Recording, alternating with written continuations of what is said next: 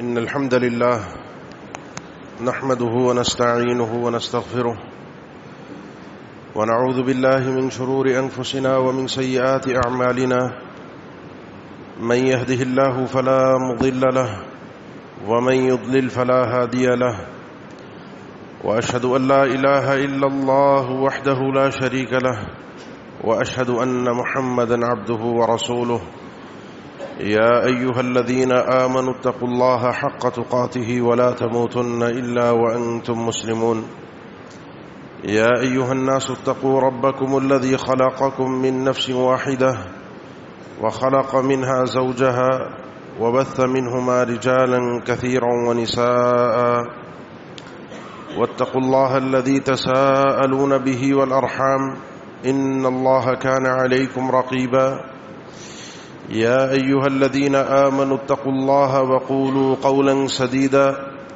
يصلح لكم أعمالكم ويغفر لكم ذنوبكم ومن يطع الله ورسوله فقد فاز فوزا عظيما أما بعد فإن أصدق الكلام كلام الله وخير الهدي هدي محمد صلى الله عليه وسلم وشر الأمور محدثاتها وكل محدثة بدعة وكل بدعة ضلالة وكل ضلالة في النار أعوذ بالله من الشيطان الرجيم بسم الله الرحمن الرحيم يا أيها الذين آمنوا كتب عليكم الصيام كما كتب على الذين من قبلكم لعلكم تتقون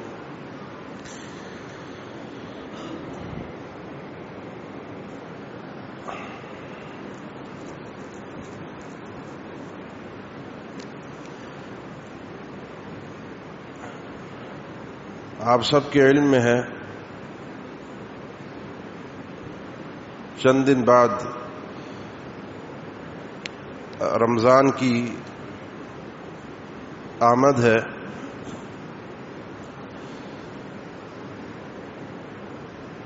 اور اب تک اللہ کی توفیق اور اس کی مہربانی سے عمومی طور پر مسلمان اس مہینے کا اہتمام کرتے ہیں اور اس کی قدر و منزلت سے واقف ہیں.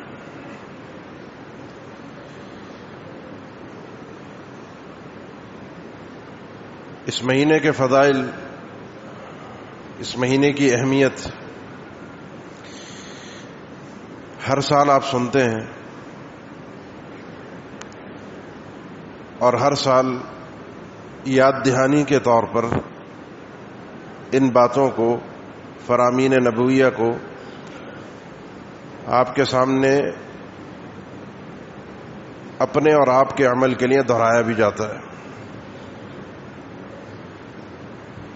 اور مقصد یہ ہوتا ہے کہ کوئی محروم نہ رہ جائے، ہر شخص متنبہ ہو، ہر شخص اس وقت کے آنے سے پہلے تیار ہو.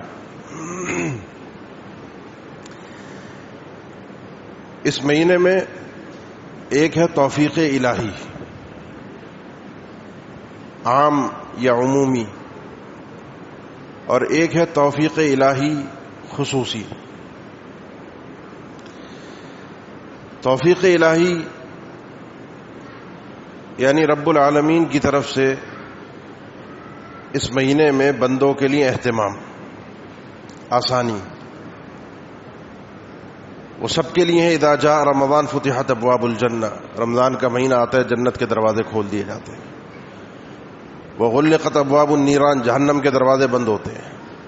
وصفدت مردۃ الشیاطین، اور جو بڑے ہی مردود اور گھٹیا اور بہکانے والے شیطان ہیں ان کو جکڑ دیا جاتا ہے. یہ کیوں ہوتا ہے؟ یہ ہے توفیق الہی کہ وہ اسباب، وہ چیزیں، وہ ذرائع کہ جن کے ذریعے سے انسان عام طور پر گمراہ ہوتا ہے، جن کے ذریعے سے عام طور پر انسان سیدھی راہ سے بھٹکتا ہے، وہ ذرائع رب العالمین نے بند کر دیے ہیں. اور وہ ذرائع، وہ راستے جن سے عام طور پر انسان سمجھتا ہے چیزوں کو، نیکی کی راہ پر آگے بڑھتا ہے، وہ ذرائع، وہ راستے رب العالمین نے کھول دیے ہیں۔ یہ آواز کا مسئلہ تو نہیں ہو رہا، پیچھے آواز واضح ہے؟ تو یہ راستے خیر اور شر کے کھل جاتے ہیں اور شر کے بند ہو جاتے ہیں۔ یہ تو رب العالمین نے ہمیں توفیق سے نواز دیا۔ یہ توفیق عمومی ہے، ہر مسلمان کے لیے ہے، لیکن ایک ہے توفیق خصوصی، جس میں انسان کا کردار بہت اہمیت کا حامل ہے۔ یہ کیا دیکھ رہا ہے، کیا سمجھ رہا ہے، اس کی کیا کیفیت ہے، یہ کس انداز سے اس معاملے میں آگے بڑھنے کی کوشش کر رہا ہے، کتنی اس کی لگن ہے، اس میں رب العالمین انسان کو توفیق سے نوازتا ہے۔ جب رمضان کی ابتدا ہوتی ہے عام طور پر بڑی خوشی ہوتی ہے۔ کافی ایسے لوگ جو مسجدوں کا رخ نہیں کرتے وہ بھی آتے ہیں۔ پہلا جب چاند ہوگا آپ کی مسجد بھی آپ دیکھیں گے بھری ہوئی ہوگی، صاف ستھرے کپڑوں میں ٹوپی پہن کر بہت سارے لوگ مسجد میں آئیں گے۔ اگلے دن فجر میں بھی ایک آپ کو ازدحام نظر آئے گا، بلکہ آپ کی اس مسجد میں تو عشاء کی نماز میں بعض اوقات اقامت میں پہنچے تو نیچے کے فلور پہ جگہ نہیں ملتی۔ خوشی کی بات ہے، یہ رب العالمین نے توفیق دے دی آپ کو، یہ راستہ دکھا دیا آپ کو۔ اب آگے چلنا، آگے بڑھنا، کہ یہ جو میں پہنچ گیا، یہ جو میں آ گیا، اب کس طریقے سے میں آتا رہوں گا اور کس طریقے سے میں ہمیشہ پہنچتا رہوں گا، یہ اب تھوڑا سا ہمیں اپنے اندر کا معاملہ رب العالمین کے سامنے رکھنا پڑے گا۔ اللہ کو دکھانا پڑے گا کہ وہ جو توفیق اللہ نے نوازی تھی، اللہ نے عطا کی تھی، اس توفیق کو اب میں حاصل کر رہا ہوں، وہ توفیق اب مجھے مل رہی ہے، میں اسے اپنانے والا بن رہا ہوں۔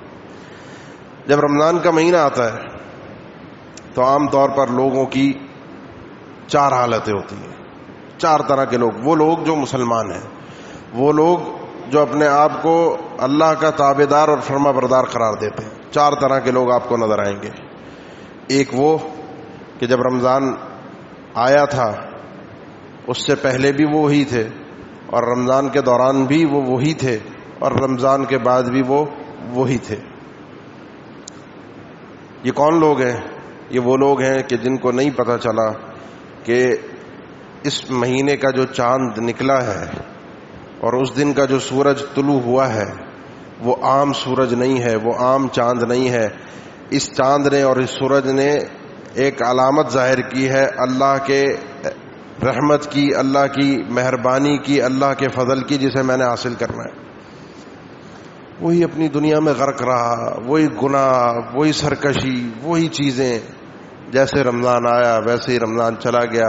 اور یہ وہ لوگ ہیں جن کے بارے میں اللہ کے نبی صلی اللہ علیہ وسلم نے آمین فرمایا تھا، بعود یا رغیم انف رجل من ادرک رمضان فلم یغفر لہ، کہ وہ شخص برباد ہو جائے جس کو رمضان کا مہینہ نصیب ہو اور اس کی مغفرت نہ کی جائے۔ یہ وہ آدمی ہے۔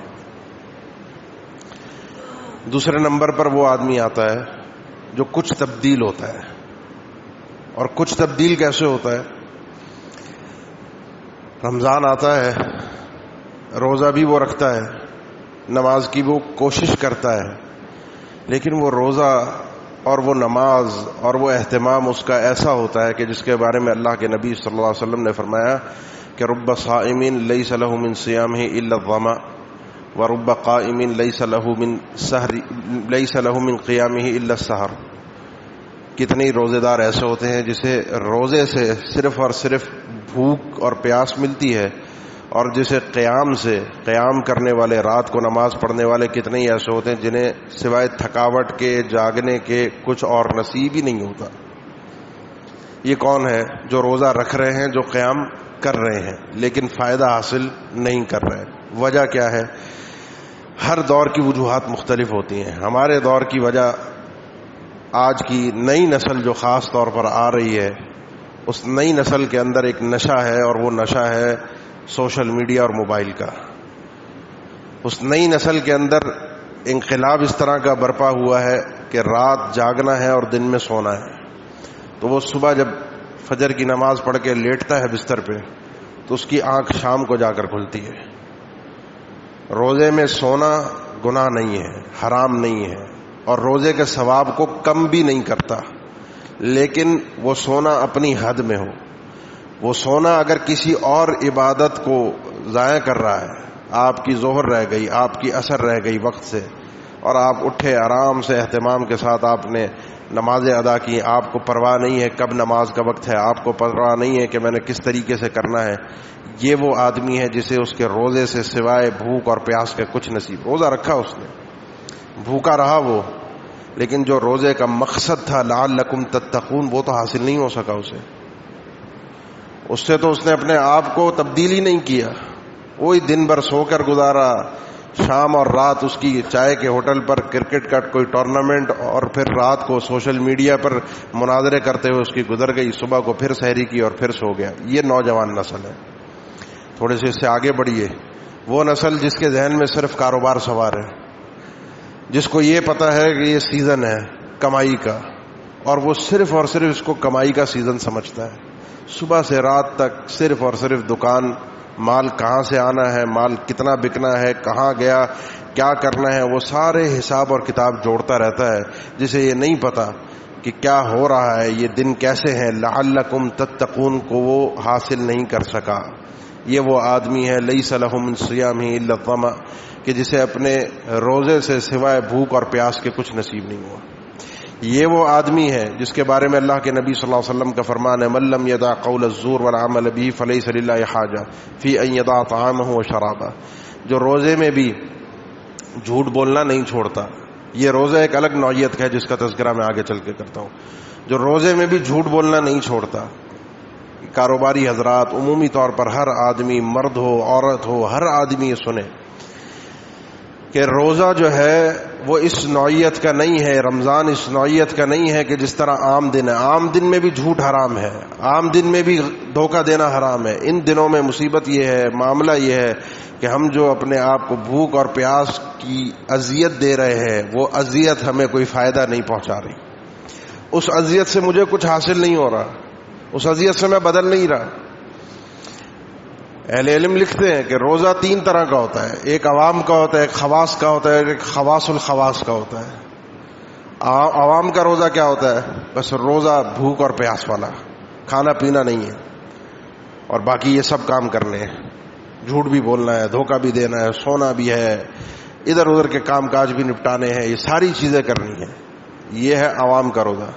خواص کا روزہ، ہاں جی روزہ رکھا ہے، جھوٹ نہیں بولنا، دھوکہ دہی نہیں کرنی، نماز، روزہ، زکوٰۃ، ان چیزوں کا اہتمام، اس کی ایک پلاننگ کے ساتھ وہ رمضان کے اندر داخل ہوا.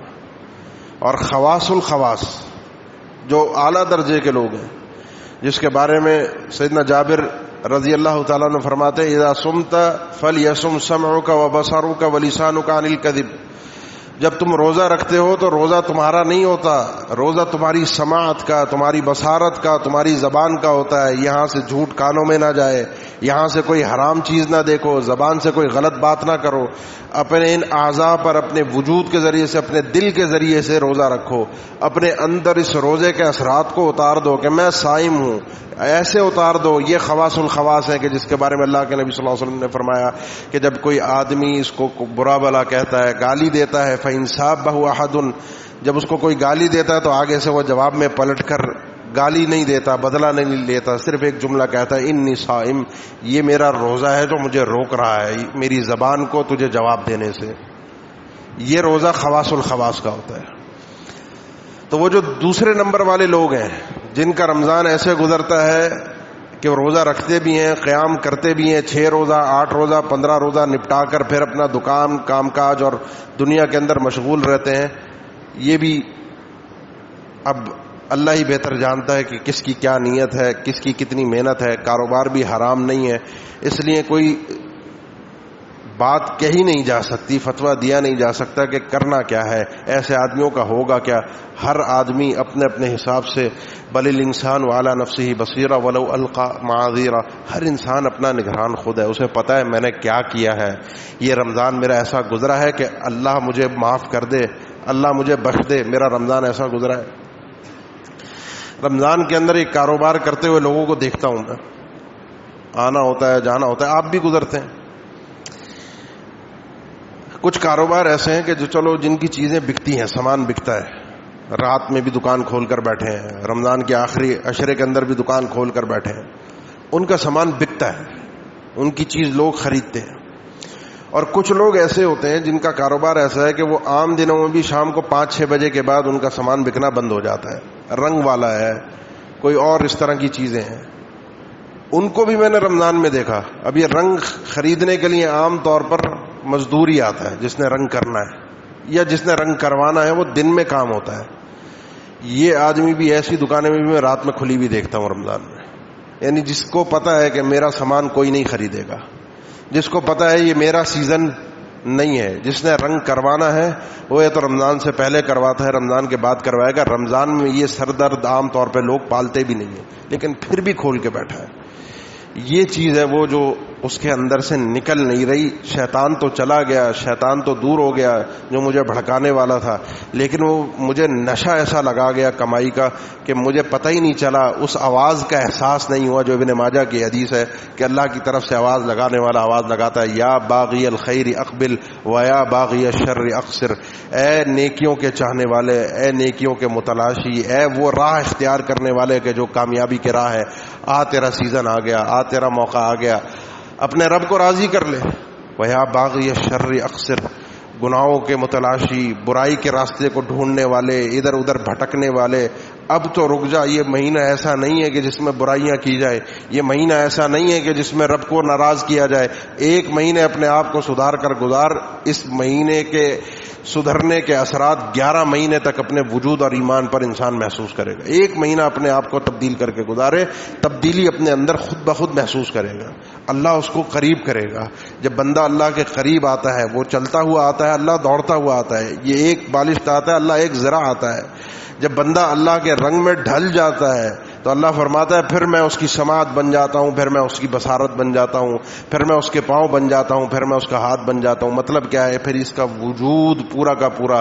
وَلَئِنِ اسْتَعَاذَنِي أُعِيذَهُ وَلَئِنْ سَأَلَنِي لَأُعْطِيَنَّهُ. پھر اگر یہ کسی بھی چیز سے میری پناہ مانگتا ہے، مجھے کہتا ہے کہ اللہ مجھے اس چیز سے بچا لے، میں اسے بچاتا ہوں. پھر یہ کہیں کسی گناہ میں جا نہیں سکتا، اس کو وہ راہ ہی نصیب نہیں ہوتی، وہ راستہ دکھتا ہی نہیں ہے، اس طرف قدم اٹھتے ہی نہیں ہے جس طرف اللہ کی ناراضگی ہو. وَلَئِنْ سَأَلَنِي لَأُعْطِيَنَّهُ، کوئی بھی چیز مجھ سے مانگ لے، کوئی بھی مجھ سے سوال کر لے، اس کا وجود ایسا اللہ نے بنا دیا ہے کہ اللہ اس کو عطا کر ہی دیتا ہے. جب انسان ایسا بن جاتا ہے، اپنے آپ کو اس طریقے سے تبدیل کر لیتا ہے، ان 11 مہینوں کے اندر اس تبدیلی کو محسوس کرتا ہے. تیسرا آدمی وہ ہے جس کا رمضان کیسا گزرتا ہے. رمضان آیا، داخل ہوا رمضان میں، اور جیسا یہ پہلے تھا ویسا ہی اب ہے. یہ بھی پہلے کی طرح ہے، لیکن یہ فرق ہے، یہ پہلے بھی نمازی تھا، اب بھی نمازی ہے. یہ پہلے بھی تلاوت کرتا تھا، اب بھی تلاوت کرتا ہے. یہ پہلے بھی دعائیں کرتا تھا، اب بھی دعائیں کرتا ہے. یہ آدمی بھی قابل تعریف ہے، لیکن اتنا نہیں ہے جتنا وہ چوتھا ہے. چوتھا آدمی وہ ہے، فرق ذرا سے سمجھیے گا، جو رمضان کے آنے کے بعد بڑھتا ہے آگے. وہ لعلکم تتقون کے فلسفے کو حاصل کرنے کی کوشش کرتا ہے. بھائی جیسے میں پہلے ہوں ویسے ہی رمضان میں ہوں. میں پہلے بھی نمازی تھا، اب بھی نمازی ہوں، اس سے بڑھ کر تو میں کچھ نہیں کر سکتا. میں پہلے بھی 5 نمازیں جماعت سے پڑھ رہا تھا، اب بھی پڑھ رہا ہوں. اب میں زیادہ کیا کروں؟ پہلے بھی میں تلاوت کر ہی لیتا تھا دن میں کچھ نہ کچھ، اب بھی کر رہا ہوں. نہیں، اب آگے بڑھنا ہے، اب اپنے آپ کو تبدیل کرنا ہے. آگے کس طریقے سے بڑھنا ہے؟ اب صرف نمازیں اور ان کے ساتھ سنتوں کا اہتمام نہیں، مزید نوافل کو انسان تلاش کرتا ہے، مزید راہیں ڈھونڈتا ہے، یا سادے الفاظ میں جو ہمارے عام دنیا کے الفاظ ہیں، مزید بہانے ڈھونڈتا ہے عمل کے. بہانے سے عمل کرتا ہے. بہانہ کیا ہے؟ وضو کیا 2 رکعت پڑھ لی، بہانہ کیا ہے؟ مسجد میں تھوڑا سا وقت سے پہلے آ گیا، تحیۃ المسجد الگ پڑھی، سنتیں الگ پڑھی، فرض الگ پڑھے۔ بہانہ کیا ہے؟ چاشت اور اشراق کی نماز ہے، حدیثوں میں تو ایک ہی الفاظ آئے ہیں، 2 رکعت 4 رکعت اس نے سورج نکلنے کے بعد پڑھی، اور 2 رکعت اور 4 رکعت اس نے سورج کے ایک نیزے پر اوپر پہنچنے پر جو 9:30 10 بجے جا کر تقریباً وقت بنتا ہے اس وقت پڑھی۔ بہانہ کیا ہے؟ اللہ کے نبی صلی اللہ علیہ وسلم زوال کے فوراً بعد کوشش کیا کرتے تھے کہ 4 رکعت پڑھیں، اذان ہو گئی تو وہ سنتیں ہیں، اذان نہیں ہوئی آپ ایسے 4 رکعت پڑھیں، کہ یہ وقت ہے کہ جس وقت آسمان کے دروازے کھلتے ہیں، میں چاہتا ہوں میرا سب سے پہلا عمل بارگاہ الہی میں پہنچ جائے نماز کی صورت میں۔ یہ ہیں بہانے جو انسان تلاش کرتا ہے۔ یہ ہے وہ آدمی جو لعلکم تتقون کے فلسفے سے واقف ہو جاتا ہے۔ یہ وہ چوتھا آدمی ہے جو حقیقت میں اس رمضان میں کامیاب ہونے والا آدمی ہے، حقیقت میں کامیاب ہونے والا آدمی ہے۔ یہ حقیقت میں وہ آدمی ہے جس نے توفیق الہی کو، چاہے وہ عام طور پر ہو چاہے وہ خاص طور پر ہو، حاصل کر لیا ہے۔ یہ 4 نقشے میں نے اس لیے کھینچے، یہ 4 چیزیں اس لیے ذکر کی کیونکہ یہ ہمارے ماحول میں چیزیں پائی جاتی ہیں۔ کسی پر تنقید مقصود نہیں تھی، کسی پر فتویٰ مقصود نہیں تھا، بتانا صرف اتنا تھا کہ یہ 4 چیزیں ہیں، خود اپنا احتساب کیجئے ان 4 میں میں کہاں کھڑا ہوں۔ یہ مہینہ آ رہا ہے اور آ کر چلا بھی جائے گا، پتہ بھی نہیں چلے گا، کوئی آپ کو فرق محسوس نہیں ہوگا، لیکن آپ کو رب العالمین سے دوری ضرور محسوس ہوگی اگر ان 4 میں سے یہ چوتھے نہ بن سکے، جس کو میں نے آخر میں ذکر کیا ہے۔ کیونکہ ولا یزال الرجل یتأخر حتى یؤخرہ اللہ، انسان آہستہ آہستہ پیچھے جب ہوتا ہے، آہستہ آہستہ اللہ سے دور ہوتا ہے، اللہ پھر اس کو اپنے آپ سے دور کر دیتا ہے، اللہ اس سے ناراض ہو ہی جاتا ہے۔ جس کے اندر تڑپ ہوتی ہے، جذبہ ہوتا ہے، خوشی ہو رہی ہے اسے رمضان آ رہا ہے، خوشی ہو رہی ہے، رمضان کی تیاری کر رہا ہے، اہتمام کر رہا ہے، اس کے وجود پر رمضان کے اثرات نظر آ رہے ہیں۔ وہ تیاری ایسی تیاری نہیں ہے۔ ابھی کچھ دن پہلے ایک بڑے شاپنگ مال کے باہر سے گزرنا ہوا جہاں یہ سامان وغیرہ پورا بکتا ہے، باہر سے میں گزرا تو باہر گزرنے کے لیے راستہ نہیں تھا، ساری گاڑیاں جام، لوگوں کی میں نے حالت دیکھی کہ اتنا سامان کہ ایسا لگ رہا جیسے یہ قیامت تک کا سامان اپنے گھر لے کر جا رہے ہیں۔ رمضان نہیں آ رہا، پتہ نہیں اب کیا ہوگا، کیا آفت آئے گی، کیا قحط پڑے گا کہ کچھ کھانے پینے کو نہیں ملے گا۔ ایک اہتمام یہ ہے، ایک تیاری یہ ہے، اور ایک تیاری یہ ہے کہ رمضان آ رہا ہے۔ اب رمضان آ رہا ہے تو توبہ، استغفار، گناہوں سے معافی، یہ رمضان میں نہیں ہے، رمضان سے پہلے کر لیجئے، اپنے آپ کو رمضان سے پہلے بدل لیجئے، کچھ بدل کر رب العالمین کو دکھائیے تاکہ اللہ اپنے قریب کر لے، تاکہ اللہ آپ کو توفیق دے دے، تاکہ اللہ آپ کو مزہ دے دے اپنی عبادت میں، تاکہ وہ مزہ جو ہمیں دنیا داروں کے ساتھ بیٹھ کر آتا ہے، اپنے دوست یاروں کی محفل میں آتا ہے، کاروبار میں آتا ہے، وہ مزہ جو ہمیں موبائل استعمال کرتے ہوئے آتا ہے، وہ مزہ جو ہمیں سوتے ہوئے آتا ہے، وہ مزہ ہمیں عبادت میں آنا شروع ہو جائے۔ رمضان کی تیاری یہ ہوتی ہے، آنے سے پہلے اپنے آپ کو تیار کر لیجئے۔ چند کام ہے جو میں مختصر ذکر کروں گا جو چوتھا آدمی کرتا ہے اضافی طور پر۔ ایسا اگر آپ نے بننا ہے جو اپنے آپ کو رمضان میں تبدیل ہو کر نظر آئے، جو کچھ کرتا ہوا نظر آئے، تو اس کے کرنے کے لیے کچھ علیحدہ سے کام ہیں۔ ان کاموں میں ایک چیز کا اہتمام ضرور کیجیے اور بکثرت کیجیے۔ روزے تو رب العالمین نے فرض کر دیے ہیں، اس کی شرائط ہیں، جن کے اوپر فرض ہیں وہ رکھیں گے، رکھنا ہی رکھنا ہے، کوئی چھوٹ اور اجازت نہیں ہے۔ ہاں جن کے لیے اللہ نے اجازت دی ہے ان کا مسئلہ آپ کے علم میں ہے، فمن کان منکم مریضا او علی سفر فعدۃ من ایام اخر، باقی فمن شہد منکم الشہر فلیصم۔ رمضان کا مہینہ جس شخص پر آ گیا، وہ بیمار نہیں ہے، مقیم ہے، بالغ ہے، عاقل ہے، اس پر روزے فرض ہیں، اس نے روزہ رکھنا ہی رکھنا ہے۔ اور روزہ اس انداز کا ہوگا کہ اس کی سماعت، بصارت، ہر طرح کا اس کا روزہ ہوگا۔ اس کے ساتھ 3 کام آپ نے مزید کرنے ہیں اور اس کے لیے اپنے آپ کو تیار کرنا ہے، ذہنی طور پر، جسمانی طور پر۔ پہلا کام، اپنا ایک شیڈول بنائیں، ایک ترتیب ذہن میں رکھیں، اور وہ ترتیب یہ ہے کہ یہ مہینہ قرآن کا مہینہ ہے۔ اس مہینے میں آپ سماعت فرمائیں گے، دروس میں، خطبات میں، قرآن کس طریقے سے پڑھنا ہے، قرآن کی اہمیت کیا ہے، قرآن کے فضائل کیا ہیں، تلاوت کیسے کرنی ہے، قرآن کے حقوق کیا ہیں، یہ آپ سب سماعت فرمائیں گے۔ میں وہ ذکر نہیں کر رہا، میں آپ کو صرف اتنا بتا رہا ہوں کہ اس مہینے کو شہر القرآن کہا جاتا ہے، شہر رمضان الذی انزل فیہ القرآن ھدی للناس انا انزلناہ فی لیلۃ القدر۔ یہ وہ مہینہ ہے جس میں رب العالمین نے قرآن مجید نازل فرمایا ہے، پہلی وحی اسی آیت کے مطابق اہل علم کا کہنا ہے پہلی وحی بھی اسی مہینے میں آئی ہے، اس رمضان کے مہینے میں۔ اس وقت نہ روزے فرض تھے، نہ لوگوں کو پتا تھا کہ رمضان کا مہینہ کتنی اہمیت والا ہے، پہلی وحی بھی اس میں آئی، یا لوح محفوظ سے آسمان دنیا پر اللہ نے اس قرآن مجید کو لیلۃ القدر میں نازل فرمایا۔ بہرحال اس مہینے کا تعلق قرآن مجید کے ساتھ بہت گہرا ہے، بہت ہی گہرا ہے، بہت ہی گہرا ہے۔ اس مہینے میں کچھ نہ کریں، قرآن مجید سے اپنا تعلق جوڑ لیں، اور وہ تعلق ہو کہ آپ کو پتہ ہو کہ اس مہینے میں میں نے کتنا قرآن مجید پڑھنا ہے۔ آپ جانتے ہیں، سنتے رہتے ہیں، امام مالک جیسی شخصیت روزانہ درس حدیث کے لیے اپنے طالب علموں کو پڑھاتے تھے، موطا بھی پڑھاتے تھے، دیگر مسئلے مسائل بھی۔ مسجد نبوی میں ان کی مسند ہوتی تھی۔ مسجد نبوی جیسے بابرکت مقام پہ جہاں سے ابتدا پڑھانے کی محمد الرسول اللہ صلی اللہ تعالی علیہ وسلم نے کی تھی، اسی مقام پر اسی مسجد کے اندر بیٹھ کر یہ ایک شرف اور فضیلت کی بات ہے۔ لیکن اس مہینے کے اندر وہ کتابیں بند ہوتی تھیں، وہ درس اور دروس کا سلسلہ نہیں چلتا تھا۔ اس مہینے کے اندر صرف اور صرف وہ ہوتے تھے اور قرآن ہوتا تھا۔ اپنی عبادت پر توجہ، اپنے اللہ کو راضی کرنے، حالانکہ وہ بھی اللہ کو راضی کرنے والا کام ہے، لیکن یہ مہینہ جس کو اہل علم لکھتے ہیں یہ مہینہ عبادت السر کا مہینہ ہے، رازداری والی عبادتوں کا مہینہ ہے۔ یہ مہینہ عمومی دکھلانے والی عبادتیں نہیں ہیں، اس میں جو کچھ بھی ہے نا عام طور پر مخفی ہے، چھپا ہوا ہے، جس میں بندے اور رب کا تعلق ہے۔ حج آئے گا، ساری دنیا دیکھے گی اور ساری دنیا اکٹھی ہو کر کرے گی، لیکن اس مہینے کے اندر اس مہینے کی برکات یہ ہے کہ آپ ہیں اور آپ کا پروردگار ہے، کوئی دوسرا نہیں ہے، کسی دوسرے کو نہیں بتانا، کسی دوسرے کو نہیں دکھانا، اسی لیے میں ہوں اور قرآن ہے۔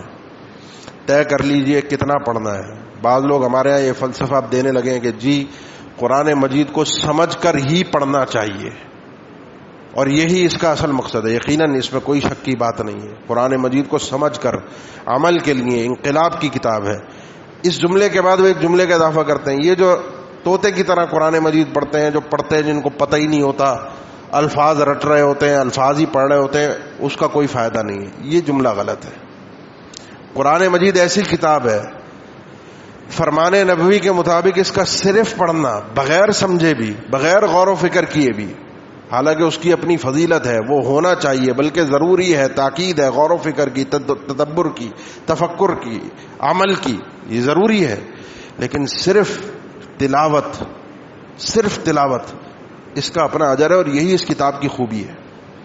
یہی اس کتاب کی خوبی ہے کہ من قرأ حرفا من کتاب اللہ، ایک حرف انسان پڑھتا ہے 10 نیکیاں ملتی ہیں۔ آپ نے خود وضاحت فرمائی، یہ 10 نیکیاں ایک حرف پر، ایک کلمہ مراد نہیں، الف لام میم پورا ایک کلمہ یہ پڑھو گے 10 نیکیاں نہیں، الف الگ ہے، لام الگ ہے، میم الگ ہے۔ آج تک اہل علم گنتے آ رہے ہیں، کوئی کہتا ہے قرآن مجید کے حروف اتنے ہیں، کوئی کہتا ہے اتنے ہیں، اور کوئی کہتا ہے اتنے ہیں۔ وجہ کیا ہے؟ وجہ وہ یہ ہے اختلاف کی، ایسا نہیں ہے کہ قرآن مجید کے حروف گنے نہیں گئے یا کوئی اختلاف ہے قرآن مجید میں۔ بعض دفعہ ایسا ہوتا ہے، کوئی آپ وقف کرتے ہیں تو کسی لفظ کو آپ پڑھتے ہیں اور بعض دفعہ مد کرتے ہیں تو وہ لفظ کھنچ جاتا ہے، بعض دفعہ آپ دیکھتے ہیں واو پڑھنے میں آتی ہے، بعض دفعہ لفظ انا لکھا ہوا ہوتا ہے تو آپ بغیر الف کے پڑھتے ہیں، کوئی اس کو الف کو شمار کرتا ہے، کوئی شمار نہیں کرتا۔ اب آپ تصور کیجئے آپ کتنا قرآن مجید اس مہینے کے اندر پڑھیں گے، اور ایک ایک حرف کو 10 نیکیوں سے 6666 جتنے بھی آپ کر لیں کہ اس کے اتنے حروف ہیں، اتنی آیتیں ہیں، اتنے کلمات ہیں، اتنا مسئلہ ہے، کچھ بھی کر لیں، کہیں بھی آپ پہنچ جائیں، ایک طے کریں کہ اس رمضان میں میں نے کتنا اجر لے کر نکلنا ہے۔ جس طریقے سے میں طے کرتا ہوں اس رمضان میں میں نے کتنا سامان اپنا بیچ کر پروفٹ لے کر نکلنا ہے، اور کتنا اپنا پچھلا نقصان پورا کرنا ہے، کتنے پچھلے کھاتے والوں کو دینا ہے، کتنا اگلے کی تیاری کرنی ہے، کتنا میں نے گھر پہ لگانا ہے، کتنا بچے کی شادی کے لیے جوڑنا ہے، کتنا میں نے یہ کرنا ہے۔ یہی حساب کتاب ذرا جوڑ کر پہلے سے بیٹھ جائیے کہ کتنا میں نے کما کر نکلنا ہے اس رمضان سے، کتنی نیکیاں لے کر نکلنی ہے کہ جس کے بعد میں اپنے آپ کو جنت میں پہنچانے کے قابل ہو جاؤں، جس کے بعد میں رب کو راضی کرنے کے قابل ہو جاؤں، جس کے بعد میرا پروردگار مجھے بخش دے۔ طے کیجیے، 1 قرآن ختم کریں گے، 2 ختم کریں گے، 3 کریں گے، 4 کریں گے، 5 کریں گے، 6 کریں گے، 7 8 9 10، ترتیب بنائیے۔ طے کیجئے ہر نماز کے بعد اتنا پڑھنا ہے، صبح کو اتنا پڑھنا ہے، شام کو اتنا پڑھنا ہے، رات کو اتنا پڑھنا ہے. طے کیجئے پہلے سے اور بیٹھ جائیے. پھر جس طرح کاروبار کرتے وقت کوئی بھی آفت آ جائے آپ مڑ کے نہیں دیکھتے، کام کاج میں کوئی مسئلہ کھڑا ہو جائے آپ نے نہیں دیکھنا، وہ دنیا سنبھال لے گی، وہ کوئی اور دیکھ لے گا. میرا کام اس وقت یہ ہے، میں نے یہ کام نہیں کیا تو میں بھوکا مر جاؤں گا. بس یہی سوچ کہ دنیا ادھر سے ادھر ہو جائے، آفت آ جائے، میں نے نہیں ہلنا، اس وقت میرا یہ کام ہے، میں نے یہ طے کر لیا ہے، میں نے قرآن پڑھنا ہے. اہل علم پڑھا کرتے تھے، اہل علم اس قرآن سے اپنا تعلق جوڑا کرتے تھے. وہ تعلق آپ نے جوڑنا ہے اس قرآن مجید کے ساتھ. یہ پہلا کام ہے رمضان میں، اپنے آپ کو اگر رب العالمین کے قریب کرنا ہے. قرآن مجید کی تلاوت جو کرتے ہیں روزانہ کے حساب سے، آپ کا جو بھی روٹین ہے اس کو بدلیے، چوتھے نمبر پر آئیے، زیادہ کیجئے، اضافہ کیجئے، اپنے آپ کو آگے لے کر چلیے. نمبر 2، اس مہینے کے اندر جو آپ نے اضافی کام کرنا ہے، دعائیں آپ ویسے بھی کرتے ہیں، اللہ سے آپ التجائیں ویسے بھی کرتے ہیں، مانگتے ویسے بھی ہیں، لیکن اس مہینے کے اندر قرآن مجید اٹھائیے سورہ بقرہ میں، جہاں اللہ تعالیٰ نے رمضان اور روزوں کا ذکر کیا، قرآن مجید کا ذکر کیا کہ رمضان کا مہینہ ہے، روزے رکھنے ہیں، قرآن اس میں اللہ نے نازل کیا ہے، اس کے احکامات کیا ہیں، روزہ کب بند ہوگا، سحری کا وقت کب ہوگا، کیا حلال ہے کیا حرام ہے اس روزے کے اندر. ان احکامات کے بیچ میں ایک آیت ہے وَإِذَا سَأَلَكَ عِبَادِي عَنِّي فَإِنِّي قَرِيبٌ أُجِيبُ دَعْوَةَ الدَّاعِ إِذَا دَعَانِ فَلْيَسْتَجِيبُوا لِي وَلْيُؤْمِنُوا بِي لَعَلَّهُمْ يَرْشُدُونَ. یہ کام آپ نے کرنا ہے. جب بھی مجھے پکارنے والا پکارتا ہے میں اس کی پکار کو سن لیتا ہوں. دروازہ ابن رجب فرماتے رحمہ اللہ، دروازہ جب بار بار بار بار بار بار کھٹکھٹاتے رہو گے، بار بار دستک دو گے، نہیں کھول رہا، نہیں کھولا جا رہا دروازہ، کھٹکھٹاتے رہو، گڑ گڑاتے رہو، رگڑتے رہو اپنے آپ کو. جب بار بار کھٹکھٹاؤ گے تو اس کا مطلب یہ اس دروازے نے کھلنا ضرور ہے، کیونکہ تمہارا دستک دینا بتا رہا ہے کہ تم نے اس دروازے کو کھلوا کے چھوڑنا ہے. بار بار بار بار رب العالمین کے سامنے بیٹھ جاؤ، مانگتے رہو. یہ مہینہ مانگنے کا مہینہ ہے اللہ سے، سوال کرنے کا مہینہ ہے اللہ سے، اپنی باتیں منوانے کا مہینہ ہے اللہ سے، اپنی التجائیں، آرزویں، تمنائیں، مسائل، خواہشات، مشکلات، پریشانیاں لے کر بیٹھ جائیے. جس طرح لوگوں کو 2-2 3-3 گھنٹے ہم بیٹھ کے اپنے مسائل سمجھاتے ہیں، جس سے امید ہوتی ہے کہ مسئلہ حل کر دے گا، اس کی خوشامد کرنے کے لیے، اس کو مسئلہ بتانے کے لیے پوری تفصیل الف سے لے کر یہ تک اس کو سناتے ہیں. رب کے سامنے بھی ایسے ہی بیٹھ جائیے، دروازے کو کھٹکھٹاتے رہیے، پوری تفصیل اپنے مسئلے کی بیان کیجئے، اوپر سے نیچے الف سے لے کر یہ تک ہر چیز رب العالمین پتہ ہے اس کو، وہ جانتا ہے. لیکن اجیب دعوت الداعی اذا دعان، جب وہ مجھے پکارے گا میں اس کی پکار کو قبول کروں گا. وہ سننا چاہتا ہے، وہ دیکھنا چاہتا ہے کہ آپ کس طریقے سے پکار رہے ہیں. ان اوقات کو تلاش کیجئے جو اوقات اس رمضان کے مہینے کے اندر اللہ رب العالمین کی طرف سے قبولیت کے ہیں. رات کا آخری پہر ہر رات ہے رمضان کے اندر، اور مزید تاکید ہو جاتی ہے. وہ آپ جاگ بھی رہے ہیں، اٹھے بھی ہیں، سحری کے لیے جاگ رہے ہیں، اٹھے ہیں، تھوڑا پہلے اٹھ جائیے، 10 منٹ 15 منٹ اس کام کے لیے رکھ لیجئے. افطار کے وقت، کھانے پینے کی بھوک کی شدت کے وقت، اس وقت بھی اللہ کی طرف سے ابن ماجہ کی حدیث ہے کہ یہ جو وقت افطار ہوتا ہے اس کے دونوں معنی ہیں کہ روزہ یا رمضان کے اختتام پر یا روزے کے اختتام پر. جب وہ روزہ افطار کرتا ہے، روزہ چھوڑتا ہے، ختم کرتا ہے، اس وقت اس کی دعا قبول ہوتی ہے. بیٹھ جائیے، رب العالمین سے مانگیے، التجائیں کیجیے. اس شدت کو، اس بھوک کو، اس پیاس کو جو آپ کے سامنے کھانے رکھے ہوئے ہیں، آپ کے سامنے انواع و اقسام کی چیزیں، اس وقت ان چیزوں کو بھول کر، اپنے وجود کو بھول کر اللہ سے وہ باتیں کیجیے جو آپ کہنا چاہتے ہیں اللہ رب العالمین سے. یہ اہتمام آپ نے کرنا ہے. یہ اضافے ہیں. یہ وہ چوتھے نمبر پر والا آدمی بننا ہے جس کے رمضان نے اس کو تبدیل کیا، جس نے لعلکم تتقون کے فلسفے کو اور مسئلے کو سمجھا. اسی دعا کے اندر اور اس دعا کے علاوہ ایک چیز کا مزید اضافہ کر لیجئے، اور وہ یہ ہے کہ رمضان مغفرت اور بخشش کا مہینہ ہے. اس میں داخل ہو کر نکلنے سے پہلے اپنے آپ کو جہنم سے آزاد کرانا ضروری ہے. اللہ للہ یعتقى من النار، اللہ تعالیٰ اس مہینے کے اندر لوگوں کو جہنم سے آزاد کرتا ہے، اور ہر روز کرتا ہے. ہر روز کئی لوگ جہنم سے آزاد ہوتے ہیں. یہ مہینہ آیا ہی، کل فلسفہ اس مہینے کا صرف اور صرف یہ ہے کہ آپ کس طریقے سے جہنم سے بچ سکتے ہیں. کل فلسفہ یہ ہے، جو کچھ بھی اس مہینے کے اندر ہے وہ دی اینڈ یہی ہے کہ آپ کو جہنم سے آزادی مل جائے، میں اپنے آپ کو جہنم سے آزاد کروا لوں۔ اس کے لیے اضافہ کر دیجئے استغفار کا، استغفار بکثرت کیجئے، اس مہینے کے اندر جتنا ہو سکے اللہ سے دعا کیجئے، اپنے گناہوں کی معافی کی، سچی توبہ کیجئے۔ یہ سب آپ اس مہینے کے اندر سنیں گے، توبہ، استغفار، ان کے فضائل، طریقہ، اہمیت۔ میں صرف یہ بتانا چاہتا ہوں آپ کو کہ اس مہینے میں داخل ہوتے ہوئے ان چیزوں کا اہتمام کر کے داخل ہوئیے، پھر باقی چیزیں آپ سنتے رہیں گے، آپ کا خون گرم ہوتا رہے گا، آپ کو جذبہ ان ممبروں سے دلوایا جاتا رہے گا، اور جڑ کر رہیے اللہ کے اس گھر سے۔ سیدنا ابو ہریرہ رضی اللہ تعالیٰ عنہ عام طور پر روزہ رکھتے تھے تو وہ مسجد میں بیٹھ جاتے تھے۔ لوگ پوچھتے تھے سارا دن مسجد میں، وہ کہتے تھے روزے کی حفاظت اسی میں ہے، اس مہینے کے اندر ان روزوں کی حفاظت اسی میں ہے کہ انسان اپنے آپ کو اگر گناہوں سے محفوظ رکھنا چاہتا ہے تو وہ یہ جگہ ہے۔ اپنے آپ کو ایک قلعے میں لے آئیے، اپنے آپ کے ارد گرد وہ حصن قائم کیجئے کہ جس کے ذریعے سے ہم اپنے آپ کو مزید گناہوں سے بچائیں، اپنے آپ کو جہنم سے آزاد کروا سکیں۔ اقول قولی ھذا واستغفر اللہ لی ولکم، آخر دعوانا الحمد للہ رب العالمین۔ الحمد للہ علی احسانہ وشکر لہ علی توفیقہ وامتنانہ، واشہد ان لا الہ الا اللہ وحدہ لا شریک لہ تعظیما لشأنہ، واشهد ان محمدا عبده ورسوله الداعي الى رضوانه صلى الله عليه وعلى اله واصحابه واخوانه وسلم تسليما كثيرا، اما بعد.